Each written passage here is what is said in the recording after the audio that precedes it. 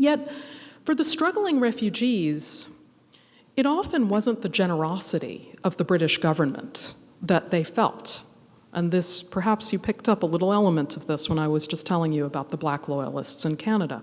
It often wasn't the generosity that they felt, but the privations, the difficulties of being cold and hungry and poor and uprooted.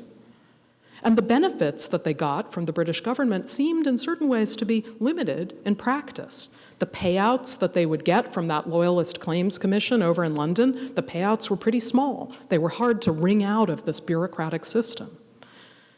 They remained scantier, harder to obtain than anyone imagined. Freedom for the Black Loyalists appeared hedged in different ways. They were persecuted by their white neighbors. And fair government actually looked surprisingly restrictive to these Loyalists who had pledged their loyalty to the British Crown. They go off to these different sites around the British Empire, and they find that governors are appointed by the British Crown who favor an enhanced Crown authority at the expense of representative elections. And so in one Loyalist refugee settlement after another, in St. John in New Brunswick, in Nassau in the Bahamas, in Freetown, Sierra Leone, you find Loyalist refugees in the very distinctive position of rebelling against British authorities, while the British governors are left scratching their heads at these surprisingly revolutionary Loyalists.